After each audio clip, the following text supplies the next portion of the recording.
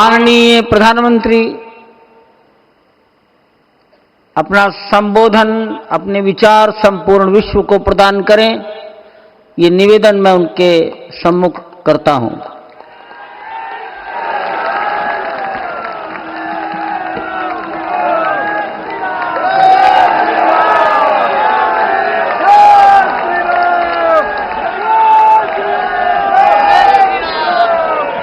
सियावर रामचंद्र की, सियावर रामचंद्र की जय सिया राम। उत्तर प्रदेश की राज्यपाल आनंदीबेन पटेल, राष्ट्रीय स्वयंसेवक संघ के परम पूजनीय सरसंघ चालक डॉक्टर मोहन भागवत जी, उत्तर प्रदेश के मुख्यमंत्री योगी आदित्यनाथ जी, श्री राम जन्मभूमि तीर्थ क्षेत्र ट्रस्ट के अध्यक्ष पूज्य महंत नृत्य गोपाल दास जी, पूज्य संत समाज,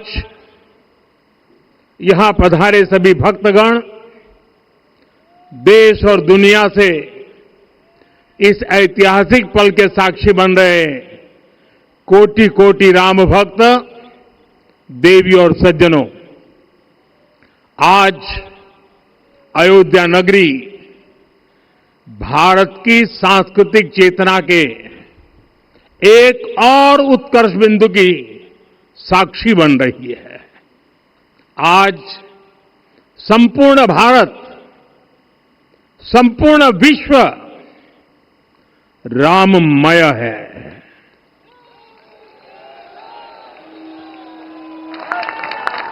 हर राम भक्त के हृदय में अद्वितीय संतोष है, असीम कृतज्ञता है, अपार अलौकिक आनंद है। सदियों के घाव भर रहे हैं, सदियों की वेदना आज विराम पा रही है, सदियों का संकल्प आज सिद्धि को प्राप्त हो रहा है। आज उस यज्ञ की पूर्णाहुति है जिसकी अग्नि 500 वर्ष तक प्रज्वलित रही, जो यज्ञ एक पल भी आस्था से डिगा नहीं, एक पल भी विश्वास से टूटा नहीं।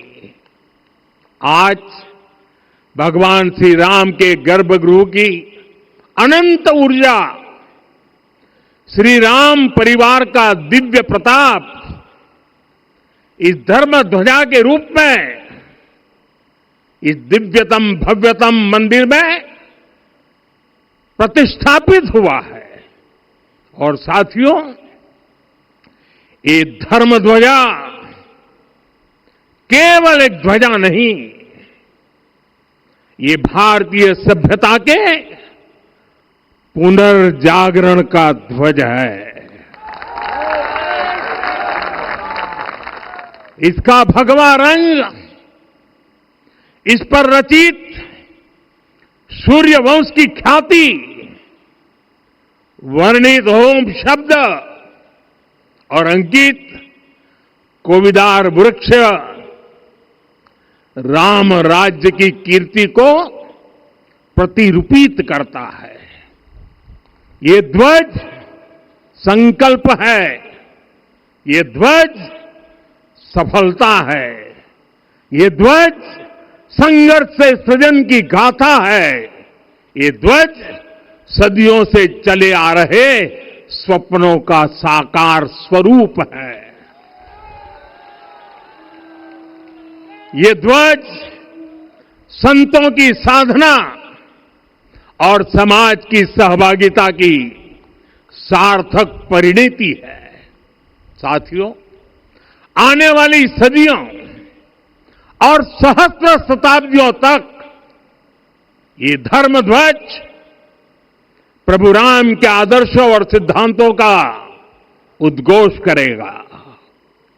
ये धर्म ध्वज आह्वान करेगा, सत्यमेव जयते नानृतम, यानी जीत सत्य की ही होती है, असत्य की नहीं। ये धर्म ध्वज उद्घोष करेगा, सत्यम एक पदम ब्रह्म सत्य धर्म प्रतिष्ठित, अर्थात सत्य ही ब्रह्म का स्वरूप है, सत्य में ही धर्म स्थापित है। ये धर्म ध्वज प्रेरणा बनेगा, प्राण जाए पर वचन न जाहि,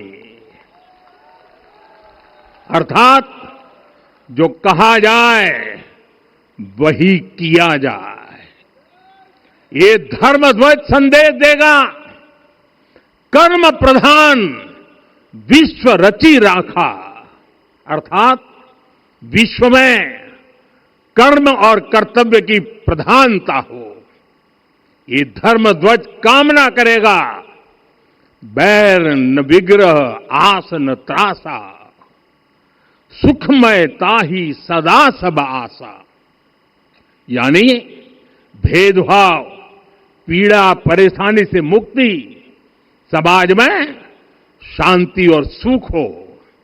ये धर्म ध्वज हमें संकल्पित करेगा, नहीं दरिद्र को दुखी न दीना, यानी हम ऐसा समाज बनाएं जहां गरीबी न हो, कोई दुखी या लाचार न हो। साथियों, हमारे ग्रंथों में कहा गया है, आरोपितम ध्वजम दृष्ट्वा, ये अभिनंदनित धार्मिका ते अपि सर्वे प्रमुच्यते महापातक कोटि भी, यानी जो लोग किसी कारण मंदिर नहीं आ पाते और दूर से मंदिर के ध्वज को प्रणाम कर लेते हैं, उन्हें भी उतना ही पुण्य मिल जाता है। साथियों, ये धर्म ध्वज भी इस मंदिर के ध्येय का प्रतीक है। ये ध्वज दूर से ही राम लला की जन्मभूमि के दर्शन कराएगा और युगों युगों तक प्रभु श्री राम के आदेशों और प्रेरणाओं को मानव मात्र तक पहुंचाएगा। साथियों, मैं संपूर्ण विश्व के करोड़ों राम भक्तों को इस अविस्मरणीय क्षण की, इस अद्वितीय अवसर की हार्दिक शुभकामनाएं देता हूं। मैं आज उन सभी भक्तों को भी प्रणाम करता हूं, हर उस दानवीर का भी आभार व्यक्त करता हूं जिसने राम मंदिर निर्माण के लिए अपना सहयोग दिया। मैं राम मंदिर के निर्माण से जुड़े हर श्रमवीर, हर कारीगर, हर योजनाकार, हर वास्तुकार, सभी का अभिनंदन करता हूं। साथियों, अयोध्या वह भूमि है जहां आदर्श आचरण में बदलते हैं। यही वह नगरी है जहां श्री राम ने अपना जीवन पथ शुरू किया था। इसी अयोध्या ने संसार को बताया कि एक व्यक्ति कैसे समाज की शक्ति से, उसके संस्कारों से पुरुषोत्तम बनता है। जब श्री राम अयोध्या से वनवास को गए तो वे युवराज राम थे, लेकिन जब लौटे तो मर्यादा पुरुषोत्तम बनकर के आए और उनके मर्यादा पुरुषोत्तम बनने में महर्षि वशिष्ठ का ज्ञान, महर्षि विश्वामित्र की दीक्षा, महर्षि अगस्त्य का मार्गदर्शन, निषाद राज की मित्रता, मां शबरी की ममता, भक्त हनुमान का समर्पण, इन सब की अनगिनत ऐसे लोगों की महत्वपूर्ण भूमिका रही है। साथियों, विकसित भारत बनाने के लिए भी समाज की इसी सामूहिक शक्ति की आवश्यकता है।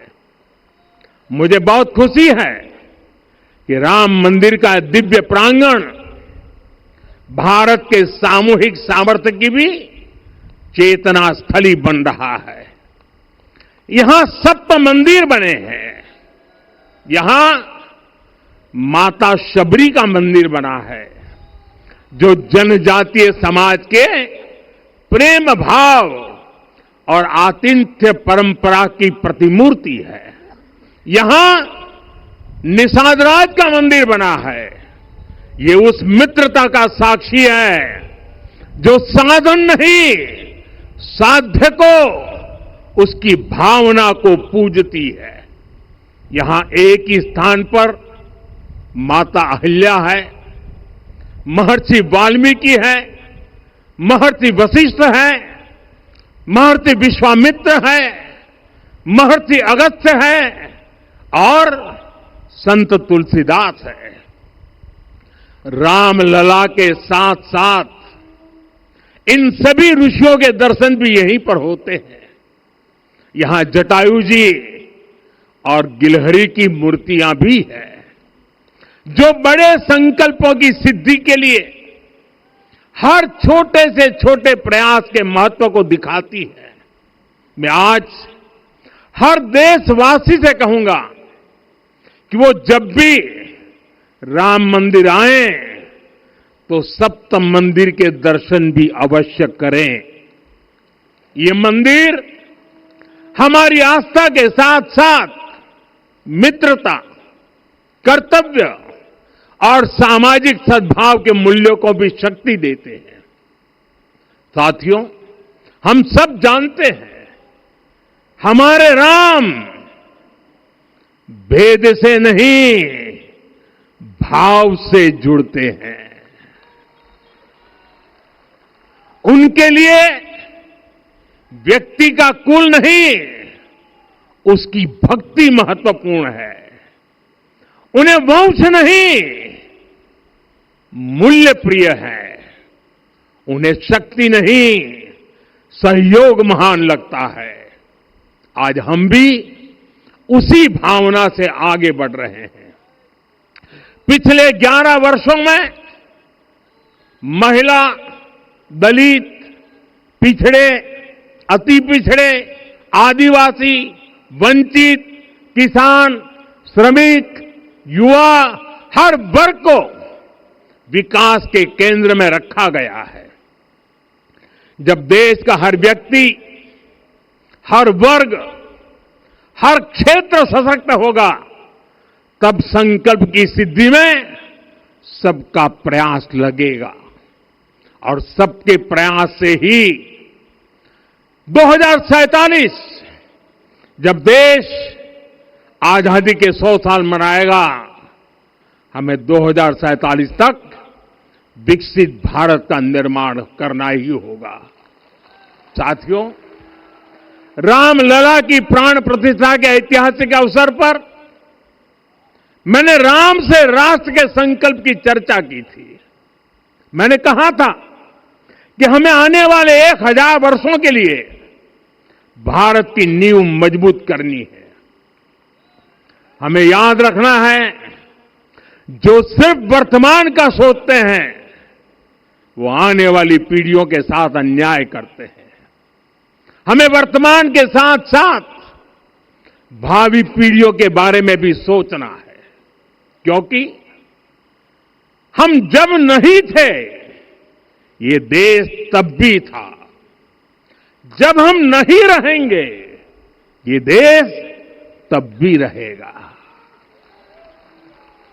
हम एक जीवंत समाज है, हमें दूरदृष्टि के साथ ही काम करना होगा। हमें आने वाले दशकों, आने वाली सदियों को ध्यान में रखना ही होगा। और साथियों, इसके लिए भी हमें प्रभु राम से सीखना होगा।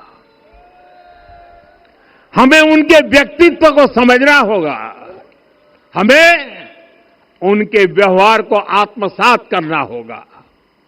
हमें याद रखना होगा, राम यानी आदर्श, राम यानी मर्यादा, राम यानी जीवन का सर्वोच्च चरित्र, राम यानी सत्य और पराक्रम का संगम। दिव्य गुणे शक्र समो रामः सत्य पराक्रमः। राम यानी धर्म पथ पर चलने वाला व्यक्तित्व। रामः सत्पुरुषो लोके सत्यः सत्यपरायणः। राम यानी जनता के सुख को सर्वोपरि रखना, प्रजा सुखत्वे चंद्रस्य। राम यानी धर्म और क्षमा का दरिया। वसुधाया क्षमा गुणे है। राम यानी ज्ञान और विवेक की पराकाष्ठा। बुद्धया बृहस्पते तुल्य। राम यानी कोमलता में दृढ़ता। मृदु पूर्वज भाषते। राम यानी कृतज्ञता का सर्वोच्च उदाहरण। कदाचन नोपकारेण कृति नैकेन तुष्यति। राम यानी श्रेष्ठ संगति का चयन। शीला वृद्धे ज्ञान वृद्धे वयोवृद्धे च सज्जने। राम यानी विनम्रता में महाबल। वीर्यवान च वीर्येण महता स्वेन विस्मितः। राम यानी सत्य का अडिग संकल्प। न च अनुत्र कथो विद्वान। राम यानी जागरूक, अनुशासित और निष्कपट मन। निस्तिंद्र अपम्रत च स्वदोष परदोषवित। साथियों, राम सिर्फ एक व्यक्ति नहीं, राम एक मूल्य है, एक मर्यादा है, एक दिशा है। अगर भारत को साल 2047 तक विकसित बनाना है, अगर समाज को सामर्थ्यवान बनाना है, तो हमें अपने भीतर राम को जगाना होगा। हमें अपने भीतर के राम की प्राण प्रतिष्ठा करनी होगी। और इस संकल्प के लिए आज से बेहतर दिन और क्या हो सकता है। साथियों, 25 नवंबर का यह ऐतिहासिक दिन अपनी विरासत पर गर्व का एक और अद्भुत क्षण लेकर आया है। इसकी वजह है धर्म ध्वजा पर अंकित कोविदार वृक्ष। ये कोविदार वृक्ष इस बात का उदाहरण है कि जब हम अपनी जड़ों से कट जाते हैं तो हमारा वैभव इतिहास के पन्नों में दब जाता है। साथियों, जब भरत अपनी सेना के साथ चित्रकूट पहुंचे तो लक्ष्मण ने दूर से ही अयोध्या की सेना को पहचान लिया। ये कैसे हुआ, इसका वर्णन वाल्मीकि जी ने किया है। और वाल्मीकि जी ने क्या वर्णन किया है? उन्होंने कहा है, विराजित उद्गत स्कंधम कोविदार ध्वजः रथे। लक्ष्मण कहते हैं, राम, सामने जो तेजस्वी प्रकाश में विशाल वृक्ष जैसा ध्वज दिखाई दे रहा है, वही अयोध्या की सेना का ध्वज है। उस पर कोविदार का शुभ चिन्ह अंकित है।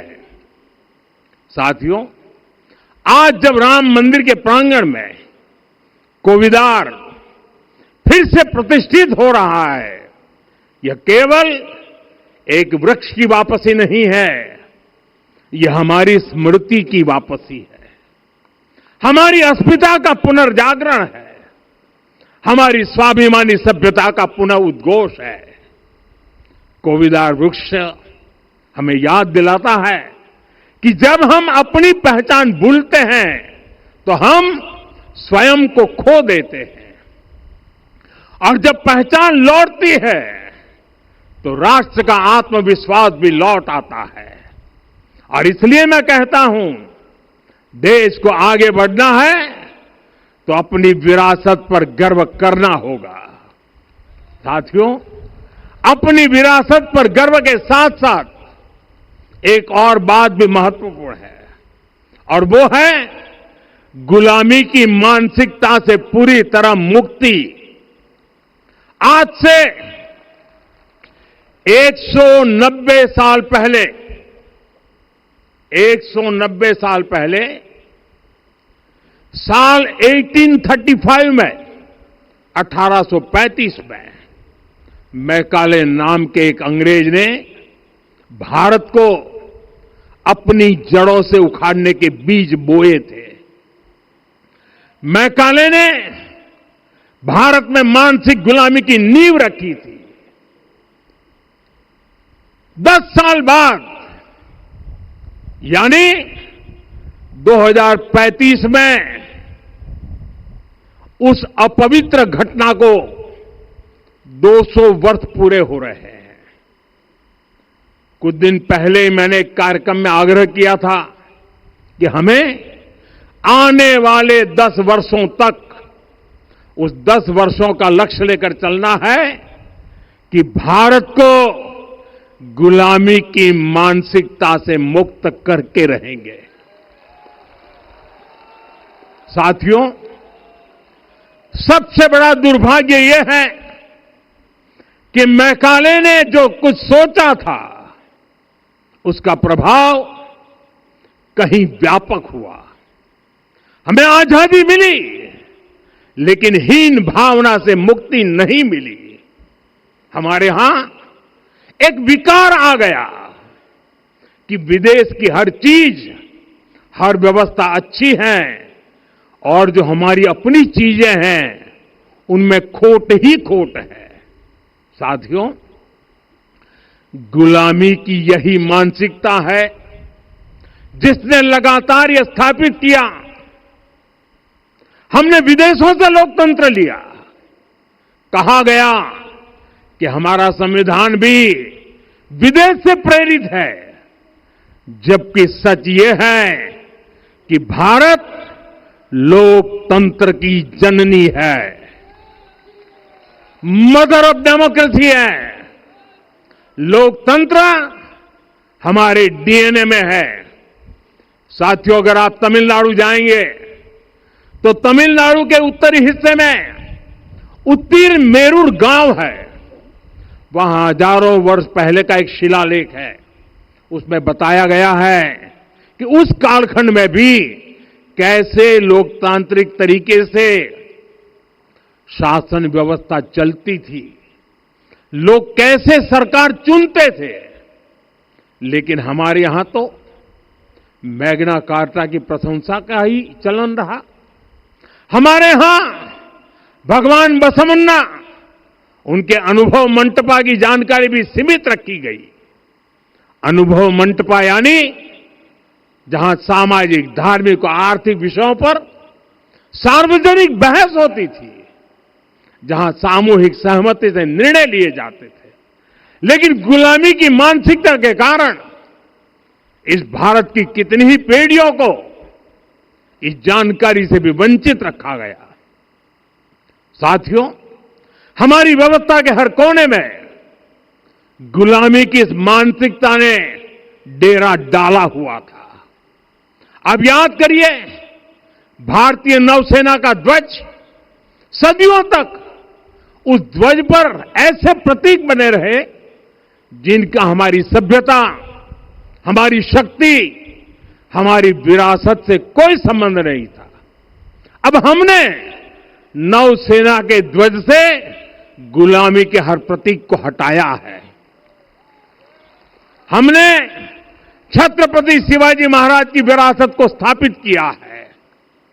और ये सिर्फ एक डिजाइन में बदलाव नहीं हुआ, ये मानसिकता बदलने का क्षण था।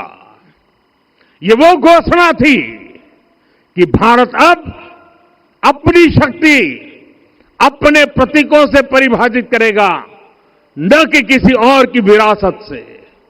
और साथियों, यही परिवर्तन आज अयोध्या में भी दिख रहा है। साथियों, ये गुलामी की मानसिकता ही है जिसने इतने वर्षों तक रामत्व को नकारा है। भगवान राम अपने आप में एक वैल्यू सिस्टम है।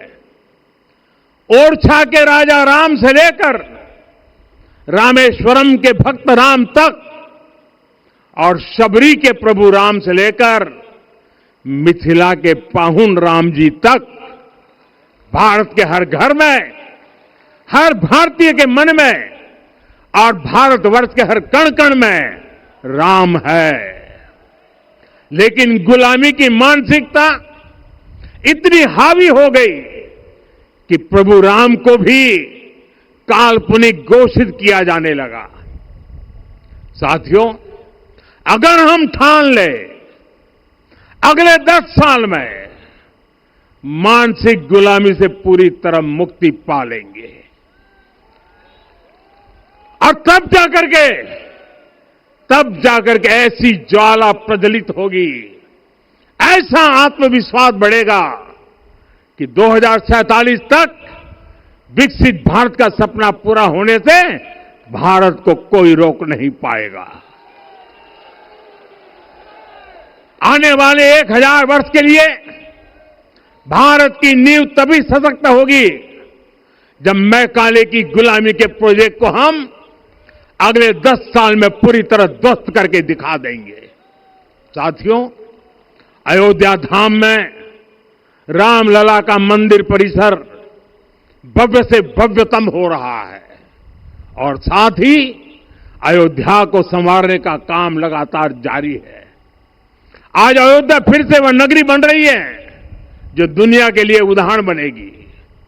त्रेता युग की अयोध्या ने मानवता को नीति दी।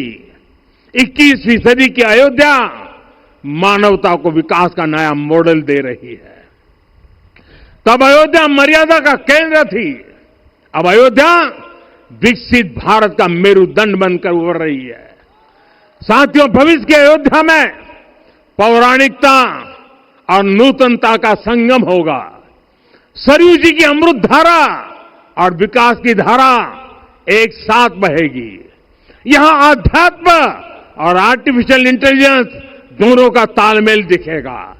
राम पथ, भक्ति पथ और जन्मभूमि पथ से नई अयोध्या के दर्शन होते हैं। अयोध्या में भव्य एयरपोर्ट है। अयोध्या में आज शानदार रेलवे स्टेशन है। वंदे भारत और अमृत भारत एक्सप्रेस जैसी ट्रेनें अयोध्या को बाकी देश से जोड़ रही हैं। अयोध्या वासियों को सुविधाएं मिले, उनके जीवन में समृद्धि आए, इसके लिए निरंतर काम चल रहा है। साथियों, जब से प्राण प्रतिष्ठा हुई है तब से लेकर आज तक करीब करीब 45 करोड़ श्रद्धालु यहां दर्शन के लिए आ चुके हैं। ये वो पवित्र भूमि है जहां 45 करोड़ लोगों के चरण रज पड़े हैं और इससे अयोध्या और आसपास के लोगों की आय में आर्थिक परिवर्तन आया है, वृद्धि हुई है। कभी अयोध्या विकास के पैमानों में बहुत पीछे थी, आज अयोध्या नगरी यूपी के अग्रणी शहरों में से एक बन रही है। साथियों, 21वीं सदी का आने वाला समय बहुत महत्वपूर्ण है। आजादी के बाद के 70 साल में भारत विश्व की 11वीं सबसे बड़ी अर्थव्यवस्था बना। 70 साल में 11वीं। लेकिन पिछले 11 साल में ही भारत विश्व की 5वीं सबसे बड़ी अर्थव्यवस्था बन चुका है। और वो दिन दूर नहीं जब भारत विश्व की तीसरी सबसे बड़ी अर्थव्यवस्था भी बन जाएगा। आने वाला समय नए अवसरों का है, नई संभावनाओं का है और इस अहम कालखंड में भी भगवान राम के विचार ही हमारी प्रेरणा बनेंगे। जब श्री राम के सामने रावण विजय जैसा विशाल लक्ष्य था, तब उन्होंने कहा था, सौरज धीरज ते ही रथ चाका, सत्यशील दृढ़ ध्वज पताका, बल विवेक दम परहित गोरे, क्षमा कृपा समता रजु जोरे। यानी रावण पर विजय पाने के लिए जो रथ चाहिए, शौर्य और धैर्य उसके पहिए हैं, उसकी ध्वजा सत्य और अच्छे आचरण की है, बल विवेक संयम और परोपकार इस रथ के घोड़े हैं, लगाम के रूप में क्षमा दया और समता है जो रथ को सही दिशा में रखते हैं। साथियों, विकसित भारत की यात्रा को गति देने के लिए ऐसा ही रथ चाहिए, ऐसा रथ जिसके पहिए शौर्य और धैर्य हो, यानी चुनौतियों से टकराने का साहस भी हो और परिणाम आने तक दृढ़ता से डटे रहने का धैर्य भी हो। ऐसा रथ जिसकी ध्वजा सत्य और सर्वोच्च आचरण हो, यानी नीति नियत और नैतिकता से समझौता कभी न हो। ऐसा रथ जिसके घोड़े बल विवेक संयम और परोपकार हो, यानी शक्ति भी हो बुद्धि भी हो अनुशासन भी हो और दूसरों के हित का भाव भी हो। ऐसा रथ जिसकी लगाम क्षमा करुणा और संभाव हो, यानी जहां सफलता का अहंकार नहीं और असफलता में भी दूसरों के प्रति सम्मान बना रहे। और इसलिए मैं आदरपूर्वक कहता हूं, ये पल कंधे से कंधा मिलाने का है, ये पल गति बढ़ाने का है।